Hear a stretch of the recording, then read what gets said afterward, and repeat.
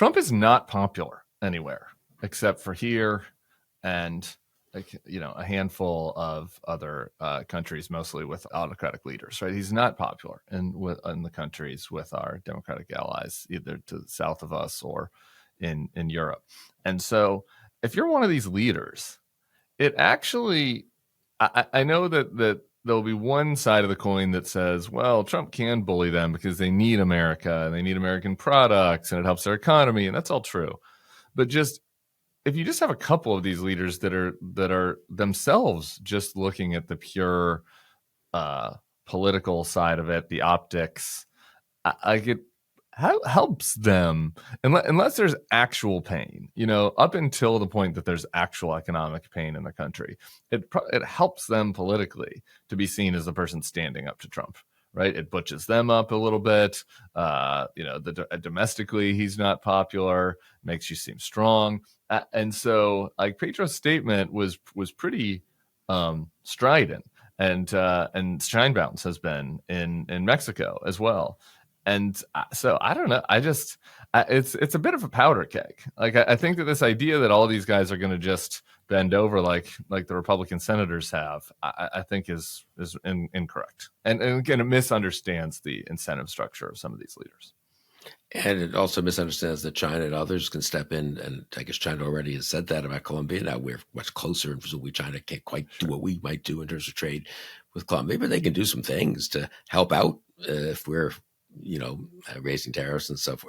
And so again, it's if you care about fighting China, the balance of power with China, other adversaries, this is crazy, right? I mean, there are times when you have to, in a tough situation, be a little rude to allies, perhaps, if they're not being, this happened in the Cold War a lot, and we paid some price domestically in some of these other countries. This is totally and utterly gratuitous. This is entirely for Trump's vanity, right? I mean, really. And as you say, propaganda.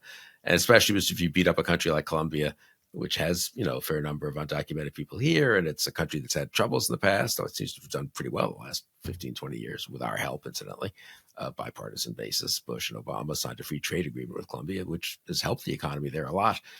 Nonetheless, if, for Trump's base, it's good to be fighting with those people down there in Central and Latin America, right?